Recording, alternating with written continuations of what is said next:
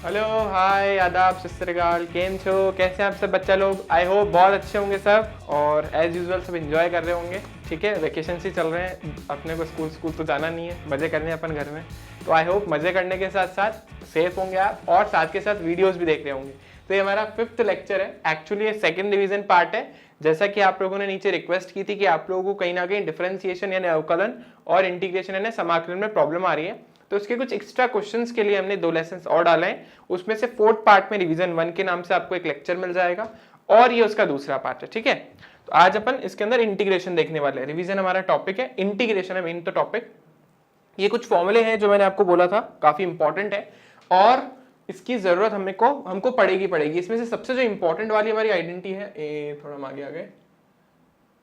हाँ, तो इसमें सबसे वाला जो इंपॉर्टेंट हमारा फॉर्मूला है वो है x की पावर n।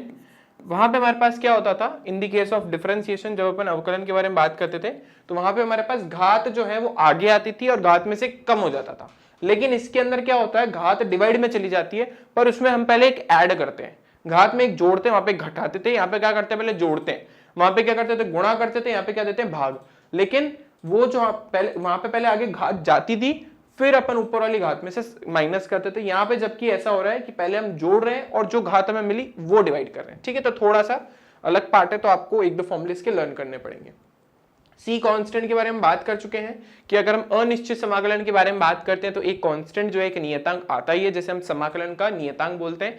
क्यों आता है उसके बारे में हम डिटेल में ऑलरेडी बात कर चुके हैं चैप्टर लेसन नंबर 3 के अंदर। ठीक है, तो आप वो देख सकते हो। इसके अलावा मैंने आपको बोला था कि जैसे जो कॉस होता है उसका अवकलन माइनस का साइन होता है, तो यहाँ पे साइन का जो समाकलन है वो क्या हो जाएगा, माइनस का कॉस, क्योंकि दोनों एक दूसरे के रिवर्स प्रोसेस है। वहां पे साइन का अवकलन जो होता था वो होता था कॉस, तो कॉस का समाकलन हो जाएगा साइन। आपको इस चीज का ध्यान रखना है। सी तो मैंने आपको बता ही दिया। इसके अलावा ये 3 और फंक्शन हमारे काम के हैं, जैसे e की पावर x का वहां पे अवकलन भी यही होता था, तो समाकलन भी यही है। वहां पे log x का जो अवकलन है वो 1/x होता था, तो 1/x का समाकलन जो पे हमारे पास कितना हो जाएगा, वो log x। और एक हमें कभी भी मिल जाए, कोई भी कांस्टेंट मिल जाए, तो उसके कॉरस्पॉन्डिंग x जिसके संदर्भ में आप मतलब जिसके सापेक्ष आप समाकलन कर रहे हैं, जैसे x के सापेक्ष करें तो x आ जाएगा, t के सापेक्ष करें तो t के सापेक्ष आएगा। मैथ्स में तो x में आता है हमारे, और फिजिक्स के अंदर t के सापेक्ष आता है। ठीक है, ये छोटा सा रूल है, बहुत इंटरेस्टिंग रूल है, आपको पता ही है। सबसे पहले अपन कांस्टेंट को इंटीग्रेशन के हमेशा बाहर ही फेंकते हैं, जैसे डिफरेंशिएशन की भी पहले बाहर फेंकते थे, तो इसमें भी हम इसको बाहर फेंकेंगे और नॉर्मली हम इंटीग्रेशन करेंगे। ठीक है, तो चलो कुछ प्रॉब्लम्स देखते हैं अपन।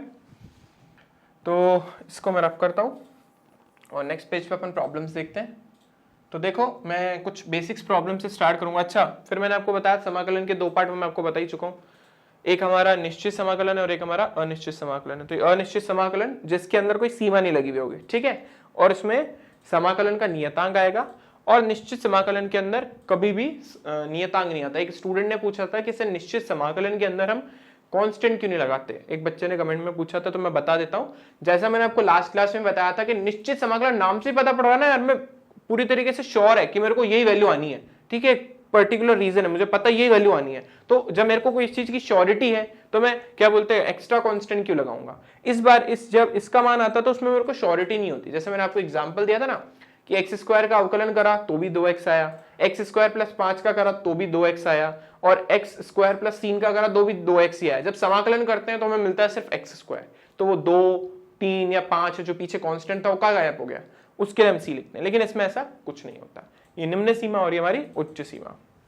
ठीक है, तो हम सबसे पहले हमारी इनडेफिनेट इंटीग्रेशन यानी अनिश्चित समाकलन के कुछ एग्जांपल्स देखते हैं। तो हमारी चिंकी मैडम प्यारी सी ब्लश करते हुए वापस आई आप लोगों के लिए। ठीक है, आप लोगों के लिए कुछ एग्जांपल्स लेके देखो। सबसे पहले तो कभी भी हमारे पास कहीं पे भी कांस्टेंट आ जाए, कोई भी नियतांक आ जाए, जैसे मैंने आपको बोला 2। अब अवकलन में तो क्या होता था, जब मैं आपको कोई कांस्टेंट बोलता था, कोई नियतांक बोलता था, तो उसका अवकलन 0 हो जाता था। जबकि यहाँ पे हमारे पास जब भी हम किसी भी अवकलन का समाकलन करते हैं तो x आ जाता है। ठीक है ना भाई, पहले तो इस कांस्टेंट को बाहर फेंक दो, बाहर फेंकने के बाद आपके पास कुछ ऐसा बचेगा। और जैसा मैंने अभी आपको फॉर्मूले में भी सिखाया कि जब भी हमें यहाँ पे कुछ भी नहीं दिख रहा हो तो हम सीधा सीधा क्या लिख देंगे, x या t जिसके भी सापेक्ष आप समाकलन करें, तो यहाँ पे आ जाएगा 2x + c। ठीक है, तो बिल्कुल सिंपल सी प्रॉब्लम मैंने आपको बताई। अब थोड़ी सी और एक्स्ट्रा प्रॉब्लम पे चलते हैं। ठीक है ना, एक दो छोटे मोटे क्वेश्चन देख लेते हैं। जैसे मान लो हमारे पास आया 2x³, ठीक है ना, x के सापेक्ष इसका हमें समाकलन करना है। तो सबसे पहले अपन 2 को फेंकेंगे बाहर, तो अपन ने इसको फेंका बाहर। फेंकने के बाद अंदर हमारे पास क्या बचा, एक्स क्यूब बचा, ठीक है। और इसके बाद हमें पता ही हमें क्या करना है, हमें एक घात जोड़नी है ऊपर और नीचे भी वही करना है। घात में एक जोड़ दो तो ये 3 + 1 हमारे पास ऊपर भी हो गया और नीचे 3 + 1 हो गया, ठीक है। और ये प्लस सी लगाना मत भूलना, बहुत इंपॉर्टेंट है। यहाँ में मिला 2x⁴/4 और ये प्लस सी, ये 2 से हमारा 4 कैंसिल हो रहा है, कैंसिल कर दो, उत्तर लास्ट में आएगा x⁴/2 + सी। ये हमारा फाइनल आंसर, लास्ट उत्तर है, ठीक है। तो आई गेस समझ आ गया होगा, बहुत इजी से एग्जांपल लिया है हमने। बस ध्यान ये रखना है कि इसके अंदर नीचे जब अपन घात डिवाइड में लाते हैं ना, तो घात में एक जोड़ने के बाद रखते हैं, जबकि अवकलन के अंदर ऐसा होता था कि हम घात पहले आगे रख देते थे, मतलब कुछ ऐसा लिखते थे n और घात में से कम करते थे, जबकि यहाँ पे हम पहले घात में एक जोड़ते हैं और उससे डिवाइड करते हैं, ठीक है। उसका जैसे रिवर्स प्रोसेस ही। अब एक दो एग्जांपल और अच्छे देखते हैं। तो अब मैं थोड़ा सा क्वेश्चन का पैटर्न चेंज कर रहा हूं। अभी तक हमें सी कांस्टेंट की वैल्यू निकालने का कोई जरिया नहीं मिल रहा था कि भाई ये सी कांस्टेंट की वैल्यू आएगी कहां से। तो उसके लिए मैं एक छोटा सा प्रॉब्लम आपके सामने लिख रहा हूं कि सी की वैल्यू हमें निकालनी कैसे है। जब हम चैप्टर नंबर 3 पढ़ेंगे तो आपको और अच्छे से समझ आएगा, क्योंकि वहां पे अपने वेग से विस्थापन कैलकुलेट करना होगा या फिर क्या बोलते हैं आपके त्वरण से वेग कैलकुलेट करना होगा, तब हमारे ये चीज आपको वहां पे भी समझ आ जाएगी। पर यहाँ पे भी मैं आपको एक एग्जांपल दे देता हूँ।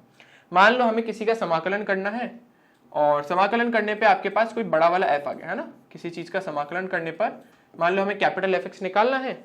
और वो कैसे निकलता है भाई, वो इस समीकरण का, मान लो ये कोई हमारे पास समाकलन हमें इस चीज का करना है। अच्छा एक चीज और, चलो यहाँ पे ये चीज मैं और सिखाई दूंगा कि अगर जोड़ घटाव कुछ भी हो तो डिस्ट्रीब्यूशन हो ही जाता है। तो हमें एफ एक्स का मान उसने पूछा है और क्वेश्चन में एक चीज और गिवन है कि f का मान 1/5 के बराबर है, मान लेते हैं, ऐसा क्वेश्चन में गिवन है। ये प्रॉब्लम है आपके सामने, ठीक है ना। एफ एक्स में पता करना है फलन क्या है, एक्चुअल फलन क्या है, और उसका 1 पर मान हमें पता है कितना है, 5। ये चीज हमारे बाद में काम आएगी। तो हल देखते हैं इसका, ठीक है। तो देखो सबसे पहले तो अपने को क्या करना है, सबसे पहले इसको अपने को डिस्ट्रीब्यूट कर देना, तोड़ देना है ना अलग अलग भागों में। तो सबसे पहले हम इसको अलग करेंगे, फिर इसको अलग करेंगे और फिर इसको अलग करेंगे। इसको करा अपन ने 2x² dx प्लस फिर इसका 2x का करेंगे अलग, तो ये 2x का करा अलग और इसके साथ dx प्लस 1 और इसके साथ dx। अब होता क्या है, देखो बात तो ऐसी है कि इसके साथ भी नियतांक आएगा, इसके साथ भी नियतांक आएगा और इसके साथ भी नियतांक आएगा, यानी आपके तीन अलग अलग नियतांक आएंगे। तो वो 3 अलग अलग नियतांक लिखने के बजाय हम इंटीग्रेशन में यानी समाकलन में एक नियतांक लिख देते हैं c। तो आपको अब अलग अलग लिखने की जरूरत नहीं है सबके साथ, आपने एक लिख दिया ना, सफिशिएंट है। तो जब भी इस तरीके का हमारे पास समाकलन आए तो हमको क्या करना है, हमें लास्ट में एक जगह बस c लिख देना है। ऐसा नहीं आप C1 C2 C3 लिखें, लिखने के बाद वापस से कांस्टेंट बन जाएगा। ज्यादा चीजें कॉम्प्लिकेटेड करने से अच्छा है हम सिर्फ एक c लिख दें, ठीक है। कैसा भी अनिश्चित समाकलन हो लास्ट में बस एक c लिख दो, दैट्स इट, खत्म। अब देखो सिंपल वही प्रोसीजर, सबसे पहले अपने को उस 2 को बाहर फेंकना है, तो फेंक दो उसको बाहर। x² का समाकलन करना है x के सापेक्ष, यहाँ पे हमारा 2 को बाहर फेंको, x का समाकलन करना है x के सापेक्ष और लास्ट में 1 का समाकलन करना है, ठीक है। और प्लस c तो अपने लगा ही रखा है। तो देखो इसका सिंपल है, 2x की घात, देखो एक जोड़ रहे हैं अब, थोड़ा सा एक स्टेप स्किप कर रहे हैं। तो 2 में एक जोड़ेंगे हमारे पास आएगा 3, तो जो ऊपर लिखा है वही नीचे भी लिखना है अपने को, ठीक है ना। 2 + 1 3, नीचे भी 2 + 1 3। यहाँ पे देखो 2 एज इट इज, इसके बाद देखो x है। अब x के ऊपर कितनी घात है, 1, जिसका कोई नहीं होता उसका भगवान होता है। तो जिसके ऊपर कोई घात ना हो तो मान लो 1 होती है, ठीक है। तो 1 घात अपन मान लेते हैं, तो 1 और 1 ऊपर हो गया 2 और नीचे भी कितना आ गया 2 प्लस, अभी बताया 1 कहीं पे भी लिखा है तो उसके लिए हमेशा क्या लिखते हैं x या c, x या t जो भी अपने को क्वेश्चन में गिवन है, ठीक है। तो ये हमारे पास समीकरण आ गया। इसमें से थोड़ा सा रिडक्शन हो रहा है, मतलब थोड़ा कटिंग शटिंग हो रहा है। कटिंग शटिंग करने के बाद हमारे पास कुछ ऐसा आ गया, ये हमारा अंतिम समीकरण हमें प्राप्त हुआ। लेकिन एक समस्या है इसमें, हमें उसने f(x) का मान निकालने के लिए बोला है, लेकिन f(x) में भाई साहब c नीचे टपक पड़े, और आना ही था क्योंकि अनिश्चित समाकलन है। तो इस c का मान कैसे निकालें, तो इसके लिए इस क्वेश्चन में ये चीजें रखी है, ठीक है ना। जो मैंने आपको पहले लेसन में पढ़ाया था उसमें इस टाइप का मैंने एग्जाम्पल नहीं दिया, इसलिए कुछ एक्स्ट्रा एग्जाम्पल के लिए मैंने लेसन भी हमने प्रिपेयर करा है। तो ये जो है इसके अंदर ये वाला पार्ट अब काम करेगा, वो c का मान निकालने में हमारी हेल्प करेगा। कैसे करेगा देखते हैं। तो पहले मैं इसको कॉपी कर लेता हूँ पीछे। मेरे पास क्या आया, हमारे पास आया 2x³ / 3 plus x, I guess ये था, और प्लस पीछे क्या रहा है एक, अच्छा x square plus x plus c, x square plus x plus c, ठीक है। और हमें दे क्या रखा है कि एफ ऑफ 1 की वैल्यू किसके बराबर है, 5 की, मतलब एफ का एक पर मान 5 के बराबर है, और ये हमें एफ एक्स मिला है। तो हम क्या करेंगे, इस समीकरण के अंदर, आप बचपन से पढ़ते आ रहे हो, आपने बहुपद पढ़ा है, आपने अलग अलग फलन पढ़े हैं, तो आपको पता है ना, जैसे मैं आपसे f के एक पर मान पूछ रहा हूं, तो आप क्या करोगे, मतलब f इस फलन का एक पर मान कितना होगा, तो जहां जहां पे आपको x दिख रहा है वहां पे आप एक रख दो, सिंपल। तो हम ऐसा ही करते हैं कि f ऑफ a का मान जो है हमारे पास, वो है हमारे पास 2x की जगह क्या, 1 का क्यूब बट्टा 3 प्लस 1 का स्क्वायर प्लस 1 प्लस सी। और अकॉर्डिंग टू क्वेश्चन, प्रश्न के अनुसार इसका मान किसके बराबर है, 5 के। तो यहां से देखो सी आराम से आपको निकलते हुए दिख रहा होगा, क्योंकि सब कांस्टेंट ही बच्चा। तो यहां से देखो ये हो गया 2/3 प्लस 1 और 1 हो गया 2 प्लस सी बराबर 5, ठीक है। तो इसको आप सॉल्व कर लो, नहीं तो पहले एलसीएम ले लो, जैसे आपको कंफर्टेबल लगे। तो मैं इन दोनों को पहले उधर लेके जा रहा हूँ। तो जब इन भाई साहब को और इन भाई साहब को जब मैं उधर लेके जाऊंगा तो दोनों किस में हो जाएंगे, माइनस में। तो कुछ ऐसा आपको मिलेगा, ठीक है। तो 5 में से 2 गया तो आपका बचा 3, और जब इसका एलसीएम लोगे तो 3, 9 माइनस 2 यानी आया हमें 7/3 मिला। तो ये जो सी का मान था, यानी जो अननोन वैल्यू थी वो मिल गई।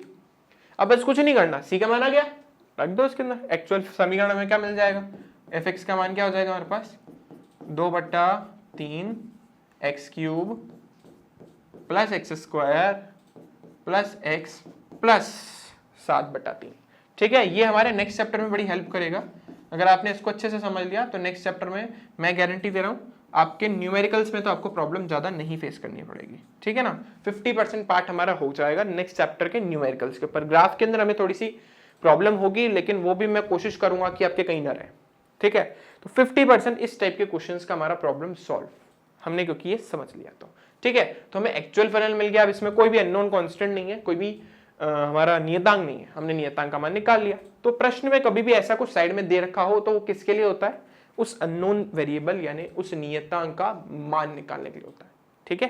तो आई होप आपको ये क्वेश्चन समझ आया होगा। ऐसा करते हैं, हम एक एग्जाम्पल और ले लेते हैं, फिर अपन डेफिनेट पे चलेंगे, ठीक है। तो इसी तरीके का मैं आपको एक फिजिक्स से रिलेटेड प्रॉब्लम देता हूं। प्रॉब्लम यह है कि हमें वेग दे रखा है। वेग किसकी फॉर्म में, टी की फॉर्म में होता ही, टी की फॉर्म में हो सकता है, एक्स की फॉर्म में भी होगा। तो क्या करेंगे उसके बारे में चैप्टर में बात करेंगे। तो मान लो हमें दे रखा है 3, चलो 3 तो बहुत ले लिया अपन ने, चेंज करते हैं इसको। मान लो थोड़ा छोटा ही दे देता हूँ मैं आपको, ताकि हो जाए, हम समझ जाएंगे बार के लिए, है ना। तो ये मान लो मेरे को दे रखा है ना, ये वेग का मान दे रखा है टी की फॉर्म में, और हमें उसने बोला कि प्रारंभ में वस्तु विराम पर थी। कुछ बोला नहीं उसने, सिर्फ एक स्टेटमेंट लिख के छोड़ दिया कि प्रारंभ में वस्तु किस पर थी, विराम में। अब आपको थोड़ा सा कॉमन सेंस लगाना है कि अगर प्रारंभ में वस्तु विराम में थी, इसका मतलब जब आपने समय प्रारंभ ही नहीं करा, जब मतलब आपका समय यानी t बराबर 0 था, तब उसका वेग भी 0 पर रहा होगा। क्यों, क्योंकि उसने बोल दिया ना इनडायरेक्टली कि प्रारंभिक वेग 0 है। भाई ये चीजें मैं कह रहा हूं, जब तक देखना, अभी मान लो कि नहीं रुकी हुई है, जब मैंने देखना इसको स्टार्ट किया ना, ऑब्जर्व करना स्टार्ट करा, तो उसने मोशन करना स्टार्ट कर दिया। मान लो एक कार खड़ी है, ठीक है ना। अब जैसे आपने बोला कि यार मेरे को ऑब्जर्वेशन अब अपनी स्टार्ट करनी, तो कार ने चलना प्रारंभ कर दिया, ठीक है। तो कार जो थी वो स्टार्टिंग में ही किस में थी, रेस्ट में थी, रुकी हुई थी, ठीक है। तो अगर कभी भी ऐसा क्वेश्चन में बोले तो इसका इनडायरेक्टली मतलब क्या होता है कि टी समय पर उसका वेग कितना है, सॉरी 0 समय पर, यानी प्रारंभ में जब t बराबर 0 था, तो उसका वेग हमें कितना दे रखा है, 0। आप ऐसा बोलेंगे, ऐसा नहीं समझ आ रहा तो ऐसा लिख लीजिए कि t बराबर 0 पर वस्तु का वेग कितना है, 0 है, ठीक है। ये हमें क्वेश्चन में गिवन है। ये हमारे कैसे काम आएगा, ऑब्वियसली बात है, c जो हमारे पास अनिश्चित समाकलन हम करेंगे तो उसके अंदर हमारे काम आएगा। अब क्वेश्चन में पूछ लिया उसके विस्थापन का समीकरण निकालो, ठीक है। तो मैं अभी तो आपको थोड़ा सा बता देता हूं, वैसे उस चैप्टर में आपको बताऊंगा मैं कि जो विस्थापन होता है, यानी x जो होता है वो कैसे निकलता है, आपके वेग का समाकलन करने से। तो मैं यहाँ लिख देता हूं कि अगर आप वेग का समाकलन करेंगे t के सापेक्ष तो आपको विस्थापन मिल जाएगा। अभी के लिए आप इतना समझ लो, कैसे आया कैसे नहीं आया वो नेक्स्ट चैप्टर की बात है, सिर्फ एक एप्लीकेशन आपको समझ आया इसलिए कर रहे हैं अपन। तो हमारे को वेग का समाकलन करना है, तो हमें इस पूरे का समाकलन करना पड़ेगा, और किसके सापेक्ष करना पड़ेगा, हमें t के सापेक्ष, ठीक है ना। ये फिजिक्स की एक प्रॉब्लम है हमारी बहुत अच्छी। तो अब अपन वही करेंगे जो पहले किया था, सबको तोड़ लो, इसका टी के सापेक्ष अलग, इसका टी के सापेक्ष अलग और इसका टी के सापेक्ष अलग। ठीक है, अब इसके बाद देखो सेम चीज, यहाँ पे देखो कितनी घात है इसके ऊपर 2, सीधा सीधा फॉर्मूला अपन ने लगाया क्या, वही x की घात n का फॉर्मूला था ना कि घात के अंदर एक जोड़ो और नीचे भी वही लिख दो। तो ऐसा अपन ने पढ़ा था, तो कर देते हैं ऐसा। तो यहाँ पे कितनी घात दिख रही है, 2 दिख रही है, तो 2 और 1 कितना होता है 3, यहाँ पे भी 3, नीचे भी 3। फिर यहाँ पे 2 को आप चाहो तो बाहर फेंक दो, पहले फेंक देते हैं चलो। फिर t के ऊपर घात कितनी है 1, 1 और 1 कर दो 2, तो यहाँ पे आ जाएगा हमारे पास 2, नीचे भी 2 और ये 5 भाई साहब को भी बाहर फेंक दो। अंदर कितना बचा, 1 बचा भाई। 1 के लिए अपन क्या लिखते हैं, मैंने बोला था पहले x, क्योंकि x के सापेक्ष समाकलन चल रहा था। अभी क्या लेंगे t, क्योंकि t के सापेक्ष समाकलन चल रहा है। ऐसा नहीं आप यहाँ पे भी x लिख दो तो फिर पूरे कचरा हो जाएगा क्वेश्चन का। और लास्ट में एक इंटीग्रेशन का कांस्टेंट है, समाकलन का नियतांक c। अब बस इसको सॉल्व कर लो। यहाँ पे देखो 2 से 2 कैंसिल ही हो रहा है, तो मिला t³ बटा 3 और माइनस का t² और प्लस का 5t और ये प्लस का c।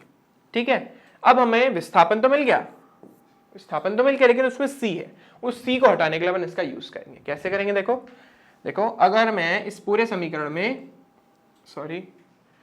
अच्छा ठीक है, एक चीज और है यहाँ पे, उसने ये भी बोला कि प्रारंभ में वस्तु जो है विराम पर थी, मतलब उसका वेग भी 0 है और साथ के साथ उसका विस्थापन जो है वो भी क्या है 0 है। दोनों ही चीजें, क्योंकि हमें तो विस्थापन चाहिए ना, तो t बराबर 0 पर उसका विस्थापन भी कितना है 0 पर। मैं बोल देता हूँ भाई वस्तु ने मूल बिंदु से मोशन स्टार्ट करा, मतलब गति प्रारंभ करी, मतलब t बराबर 0 पर उसका विस्थापन भी क्या था 0 था। तो रख दो यहाँ पे, जब t बराबर आप 0 रखोगे तो आपको क्या मिलेगा 0 माइनस 0 प्लस 0 और प्लस c। और हमारे अकॉर्डिंग x का मान 0 पर कितना है 0 ही है, तो c का मान घूम फिर के क्या निकला 0। अब रख दो इसके अंदर, तो हमें समीकरण क्या मिली x की, x बराबर t³ बटा 3 माइनस का t² प्लस का 5t, बस c का मान तो हमारे पास 0 आ गया। पहले के केस में कुछ आ रहा था, अभी नहीं आ रहा। अब मान लेते हैं वो बोल देता कि यार है ना 1 सेकंड में ना वस्तु का विस्थापन ना 5 मीटर था, या वस्तु ना प्रारंभिक बिंदु से 5 मीटर थी दूर थी। उसका सीधा सा मतलब है कि जब t का मान 1 होगा तो विस्थापन हमारा कितना हो जाएगा, इस वाले में विस्थापन क्या हो जाएगा 5। तो यहाँ पे आप सेम चीज करते, t की जगह 1 1 1 1 रख देते, उसको बराबर 5 के रखते, वहां से c का मान निकल आता, जैसे पहले निकाला था अपन ने इस वाली स्लाइड में। देखो जैसे ये निकाला था ना, वैसे कैलकुलेशन वहां पे हो जाती है। ठीक है, पर यहाँ पे हमें बोल रखा था कि वस्तु जब वो मतलब t बराबर 0 पर, या जब उसने गति प्रारंभ नहीं की थी तब वो मूल बिंदु पे बैठी थी। जब मूल बिंदु पे बैठी थी मतलब मूल बिंदु से दूरी 0 है, सिंपल। ठीक है, तो ऐसे अपन प्रॉब्लम्स के साथ डील करेंगे। तो आई होप आपको ये क्वेश्चन समझ आ गया होगा। ठीक है, अब अपन समझते हैं निश्चित समाकलन। ये थोड़ा सा आपको मे बी ट्रिकी लग सकता है, क्योंकि हम इसकी जो प्रॉब्लम्स करेंगे वो इजी भी होगी और थोड़ा थोड़ा लेवल अप करेंगे नेक्स्ट चैप्टर में। अभी मैं आपको 1-2 एग्जाम्पल समझा रहा हूं और निश्चित समाकलन के। ठीक है, और प्रॉब्लम आएगी नेक्स्ट चैप्टर में अपन डील करेंगे वैसे उसके साथ। ठीक है, तो देखो निश्चित समाकलन में अपने को क्या करना होता है, मैंने आपको बोला था कि इसमें कोई सी नहीं लगता। इसमें जो नीचे लिखा है उसको हम बोलते हैं निम्न सीमा, जो ऊपर लिखा है उसको हम बोलते हैं उच्च सीमा। तो मान लो कि क्वेश्चन में हमारे पास ये आया कि यार है ना एक काम करो, चलो एक एग्जाम्पल ही देता हूं मैं आपको, तो आपको अच्छे से समझ ही आ जाएगा। तो मान लो ऐसा क्वेश्चन में आया कि भाई है ना मेरे को है ना वस्तु का ना विस्थापन चाहिए, तो उसका वेग अपने को कुछ इस तरीके से दे रखा है। मान लो अपन पुराना ऐसा करते, पुराना वाला समीकरण यूज कर लेते हैं, t² माइनस का 2t और प्लस का 5, t² माइनस का 2t और प्लस का 5। और उसने प्रॉब्लम में अपन से क्या पूछ लिया, उसने प्रॉब्लम से पूछ लिया भाई कि वस्तु t बराबर 2 सेकंड से t बराबर 5 सेकंड तक कितना विस्थापन तय कर लेती है। सिंपल, हमें क्या बोला उसने, वस्तु t बराबर 2 सेकंड से यहाँ चलो थोड़ा टाइम चेंज करते हैं, t बराबर 2 सेकंड से t बराबर 3 सेकंड तक कितना विस्थापन तय करती है। ठीक है ना, क्या पूछ रहा है अपन से, इस समय से इस समय में कितना विस्थापन हुआ, ये अपन से पूछा जा रहा है क्वेश्चन में।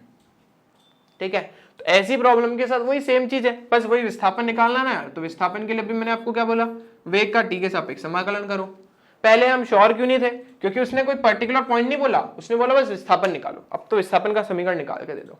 ठीक है, तो हमने करके दे दिया। लेकिन अभी उसने स्पेशली पूछ लिया है ना कि 2 से 3 सेकंड तक जाना अपने को, तो लगा दो ना लिमिट 2 से 3 सेकंड। ध्यान रखनी है लिमिट्स यानी सीमा उसी की लगती है जिसके सापेक्ष समाकलन हो रहा हो। जैसे हमने यहाँ पे टी के सापेक्ष करा ना, समय के सापेक्ष, तो सीमा भी टी की लगेगी, मतलब समय टी बराबर 2 से टी बराबर 3 तक उसका समाकलन होगा। ठीक है, ऐसा नहीं है आपको बोल दे कि ना 2 मीटर से 3 मीटर तक क्या बोलते हैं, क्या विस्थापन था, या जब उसका वेग 2 था और उसका वेग जब 5 मीटर प्रति सेकंड था तो बताओ उसका क्या बोलते हैं विस्थापन कितना, तो आप 2 और 5 यहाँ रख दो, ऐसा नहीं करना।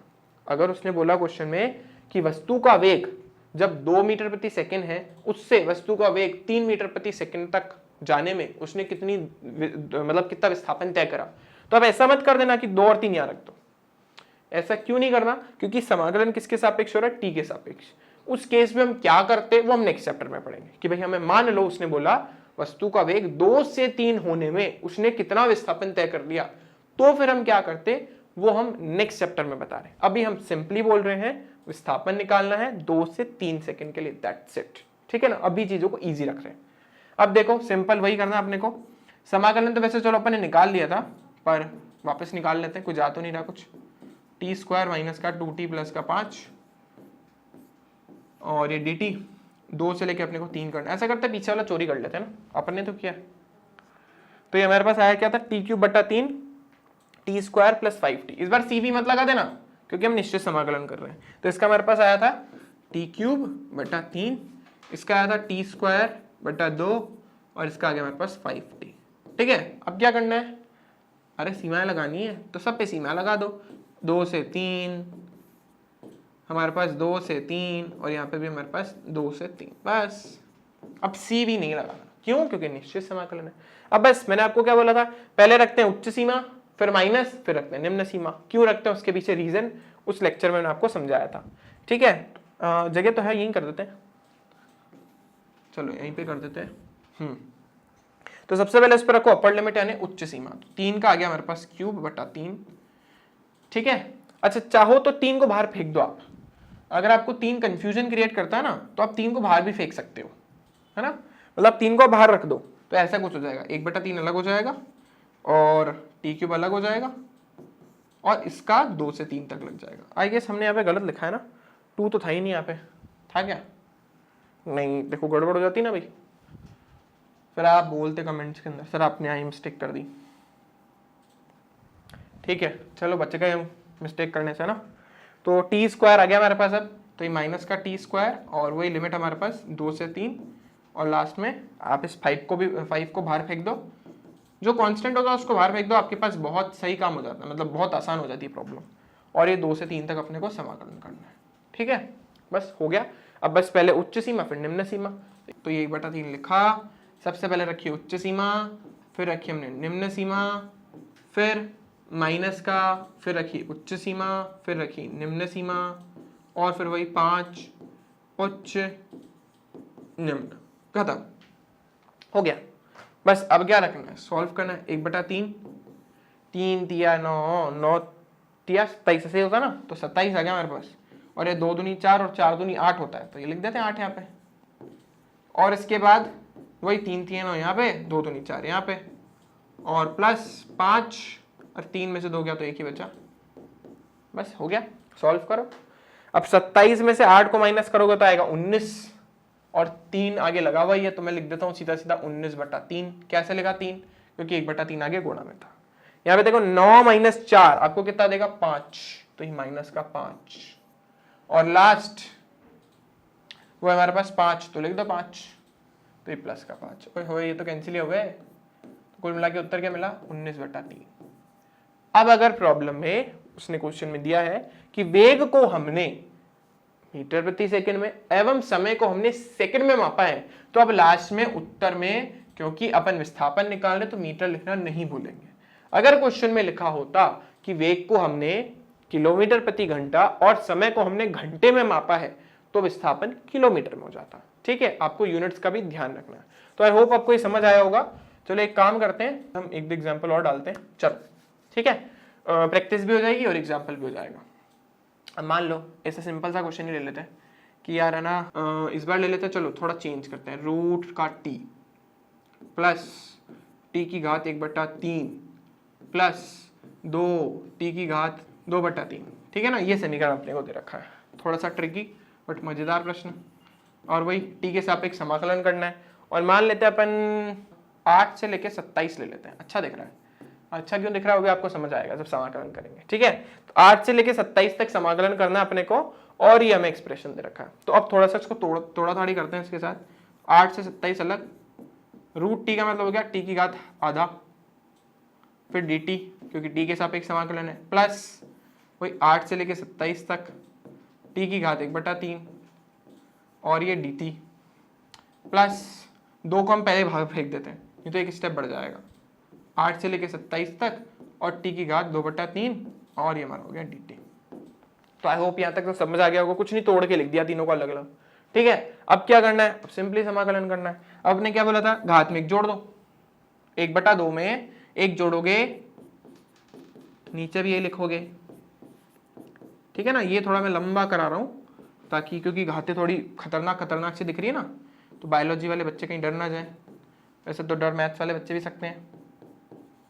प्लस एक घात में ही और 1/3 प्लस एक 8 से लेके 27 तक और प्लस 2 टी की घात 2/3 प्लस 1/2/3 प्लस 1, ये हो गया हमारा 8 से लेके 27 तक, ठीक है।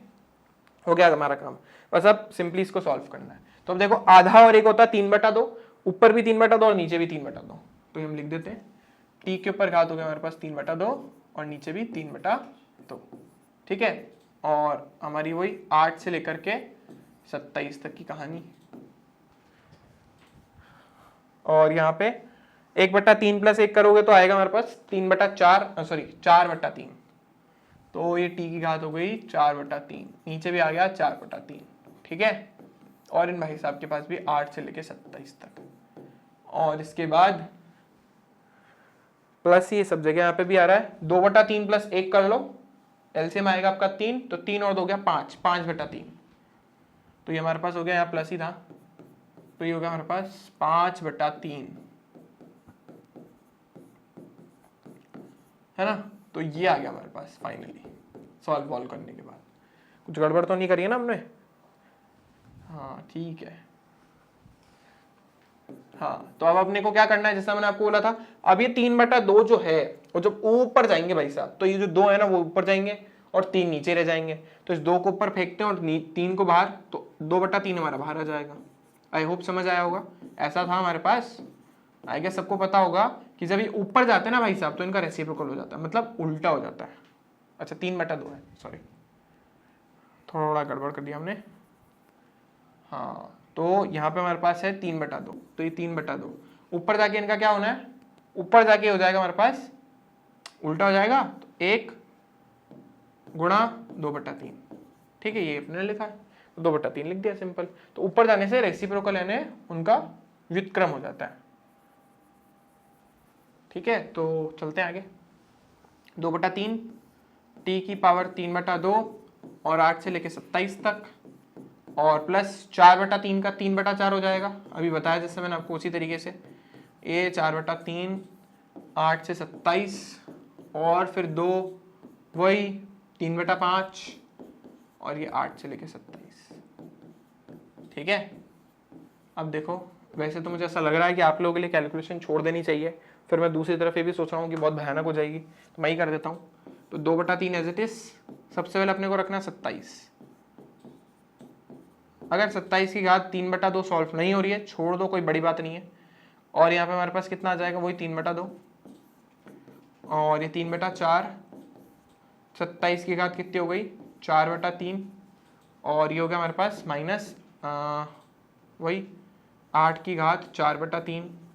यहाँ पे हमारे पास इसको गुणा कर दो पहले तो 6/5 और ये 27 की घात 5/3 और ये माइनस 8 की घात 5/3। बस अब करना क्या है, मैंने ये 8 और 27 क्यों लिया था, इसमें थोड़ा सा हो गया लोचा, बाकी इनमें देखो मिल रहा है, क्योंकि हम 27 को लिख सकते हैं 3 की घात 3, 8 को लिख सकते हैं 2 की घात 3, तो उससे हमारी प्रॉब्लम सॉल्व हो जाएगी। 27 को जैसे 27 की घात 4/3 लिखिए, तो आप 27 की घात 4/3 को 3 की घात 4/3 लिख दो। बेसिक से एक्सपोनेंट है, इनसे कट गया, गुणा हो जाती है ना दोनों, तो जब दोनों गुणा होंगे तो कट जाएंगे, तो हमें मिलेगा 3 की घात 4 इसके लिए। ऐसे इसके लिए करोगे 8 की घात कितनी है हमारे पास 4/3, इसको आप क्या लिखोगे 2 की घात 3 और गुणा में क्या है 4/3, तो कुल मिला के बच्चा कौन 2 की घात 4। ये थोड़ा रफ पफ है ना, ये सब हमारा रफ पार्ट है, ये अलग है ना, ये ऐसे आया। वैसे वहां पे भी करोगे ना तो अभी देखो जैसे यहाँ पे 4 था तो 5 बच जाएगा। हाँ ये वाला पार्ट थोड़ा सा हमारे पास है जो सॉल्व नहीं हो पाएगा, चलो कोई बड़ी बात नहीं है। वैसे वापस वाइट कलर पे आते हैं, क्योंकि इस पे 3/2 लिखा है तो यहाँ पे आएगा 27√27। अब √27 का तो हम क्या ही करेंगे, √27 को हम 3√3 लिख सकते हैं। कैसे लिख सकते हैं मैं आपको बताऊं यहाँ पे। हाँ इसको सॉल्व करोगे 3/2 का क्या मतलब होता है आधा और 1, मैंने आपको पहली वाली क्लास में बताया था, तो इसका मतलब ये होता है। तो अब 27 का तो रूट होता नहीं है, तो 27 को 9 × 3 में तोड़ दो, तो 9 का रूट हो जाएगा हमारे पास 3 और 3 एज इट इज रह जाएगा। 27 है ना, तो 9 × 3 या 3 × 3 × 3, तो 3 × 3 का जो है एक जब बाहर जाएगा तो सिर्फ 1 3 अंदर रह जाएगा, तो 27 × 3 √3। ऐसे 8 के साथ भी सेम कहानी है, 8 √8, फिर उसको लिखोगे 2 × 2 × 2 या 4 × 2, फिर वो 4 भाई सब जब आ रहेंगे तो हो जाएंगे 2। आई होप समझ आती होगी इसको, इतनी मैथ सबको, सब 10th पास करके आए हो। तो इन दोनों को मल्टीप्लाई करोगे तो आएगा 81, 27 से 81 √3, इसका हो जाएगा 8 8 2, इसका अब जगह ही नहीं बची हमारे पास तो यहाँ लिख देता हूँ, चलो 8 √8, इसको लिखोगे 8 × 2 √2, तो 16 √2 आ जाएगा हमारे पास। मुझे पता है इसके बाद भी कई बच्चे कमेंट करेंगे सर कि हमें नहीं आया, तो ये तो बेसिक सी मैथ्स है, एक बार वापस देखो, मुझे लग रहा है बच्चे करेंगे कमेंट। तो ये 27 है ना, तो इस 27 की पावर 3/2 इसको तोड़ दिया अपन ने, एक में अलग और आधे में अलग, एक तो एज इट इज और आधे का मतलब होता है रूट, तो √27 लिखा। अब 27 को थोड़ा 3 × 3 × 3 में, उसमें से 2 पेयर जो थे ना 3 × 3 वो बाहर जाके कितने बना लिए 3, एक 3 अंदर रह गया। ऐसे 8 के साथ भी सेम कहानी, ये चीजें सेम करी हुई, ठीक है। अब यहाँ पे आराम से हो जाएगा हमारा, इसका भी अपन ने पढ़ा 3 की घात 4, इसमें 2 की घात 4 और इसमें 6/5 और इसमें हो गया हमारे पास 3 की घात 5 और ये 2 की घात 5। ये आपका होमवर्क है लास्ट वाला, ये आप नहीं सॉल्व करोगे क्योंकि आपसे होगा भी नहीं, क्योंकि √3 का और √2 का मान आपको नहीं पता। वैसे मैं आपको बता देता हूँ, एग्जाम में आए कभी भी तो आपको याद कर लेना, रट लेना इसको, क्योंकि फिजिक्स में बहुत जगह आएगा। √2 का मान होता है 1.414, 14 से आप याद रख सकते हो, और √3 का मान होता है 1.732। कभी भी अगर आपको लगे कि कैलकुलेशन बहुत लंबी हो रही है तो जैसे √3 का मान 1.7 ले लो और √2 का 1.4, आपको इसमें ऐसा नहीं करना, आपको इतना ही लिख के छोड़ देना है, ठीक है ना। और इनको सॉल्व कर लेना, 3 की घात 4 जो भी आएगा, 2 की घात जो आएगा, अब 3 की घात 4 का मतलब हो गया 81 और 2 की घात 4 का मतलब हो गया 16, तो ये सब आप सॉल्व करोगे और मुझे कमेंट बॉक्स में आंसर बताओगे, ठीक है। अब मुझे आपको छोटा सा एक चीज और बतानी है जो मैंने आपको लास्ट क्लास में बताई थी, कि इंटीग्रेशन के अंदर हमें कुछ ऐसी प्रॉब्लम्स भी मिलेगी, जैसे कि हमने बोला यार sin 2x का समाकलन करके बता दो। तो प्रॉब्लम ये है कि हम sin x का तो समाकलन जानते हैं लेकिन sin 2x का नहीं जानते, तो इसके लिए मैंने आपको छोटी सी ट्रिक बताई थी, बहुत ईजी है। वैसे तो इसके लिए हम सब्स्टिट्यूशन मेथड का यूज करते हैं, यानी विस्थापन विधि का उपयोग करते हैं, लेकिन हम वो नहीं सीखने वाले क्योंकि इससे हमारा एक तो लेक्चर एक्सटेंड हो जाएगा और आपको शायद अभी आपको पल्ले पड़ेगा भी नहीं, ठीक है। तो हम सीधा सीधा समझ रहे हैं, जब भी किसी भी फलन का समाकलन करना हो और अंदर आपको कोई भी रेखिक समीकरण दिखे, रेखिक समीकरण जैसे 2x + 5 दिखा, 5x + 3 दिखा, यानी ax + b के टर्म्स में, तो अपने को क्या करना है, उसका अवकलन नीचे लिख देना है। तो इसका समाकलन जब अपन करेंगे तो साइन का हमारे पास कितना हो जाएगा, माइनस का cos 2x और बट्टा में 2x का आप कर दो अवकलन, तो आप लिख दोगे नीचे से सीधा सीधा 2। अब मान लो ऐसा आ जाता cos 5x + 3, मान लो कुछ नहीं करना, cos का क्या होता है sign, 5x + 3 as it is और इसका अवकलन। अब 5x + 3 का अवकलन तो इतना तो याद ही हो गया, अब तो इतना समझ ही आ गया होगा, 5x का 5 होता है और 3 का तो कुछ होता ही नहीं है, तो ये हमारा उत्तर हो जाता, ठीक है। हमें ऐसे ही मिलेंगे एग्जाम में, मतलब जो अपन आगे चलेंगे तो ऐसे मिलेंगे, जैसे वो बोलेगा अपने को कि ना cos ω_t + phi, इसका अवकलन करके समाकलन करके बताओ t के सापेक्ष। आप बोलोगे यार cos का क्या होता है साइन, ये लो भाई लिख दिया, और यहाँ पे ओमेगा और फाई कांस्टेंट है ना, जैसे यहाँ पे 2, 5 और 3 कांस्टेंट है ना, तो यहाँ पे ओमेगा और फाई कांस्टेंट है। बहुत बड़ी बड़ी टर्म्स बोल रहा हूँ मैं फिजिक्स की, है ना, पर कोई नहीं, आ जाएगी आगे, घबराओ मत। तो ओमेगा, जैसे हम ओमेगा टी के अंदर टी का करेंगे तो एक ओमेगा का ओमेगा रह जाएगा। तो ये उत्तर जैसे वो किया वैसे ही है, तो घबराना नहीं। ऐसे ऐसे क्वेश्चंस बस हमारे आएंगे। तो आई होप आप सबको समझ आया होगा, मजा आया होगा इस लेक्चर सीरीज के अंदर, रिवीजन के अंदर। तो अगर आपको वीडियो अच्छा लगता है तो शेयर कर देना, कोई प्रॉब्लम हो तो कमेंट कर देना, और सब्सक्राइब तो हमें करना ही है अगर नहीं करा अभी तक तो, और अपने फ्रेंड्स के साथ शेयर तो करना ही है। चलो तो मिलते हैं नेक्स्ट क्लास के अंदर, जब अपन पढ़ेंगे चैप्टर नंबर 3। बहुत ही इंटरेस्टिंग चैप्टर है। तब तक के लिए घर पे रहना है, सुरक्षित रहना है, वही हमारा नारा, stay home stay safe. Thank you for watching this video.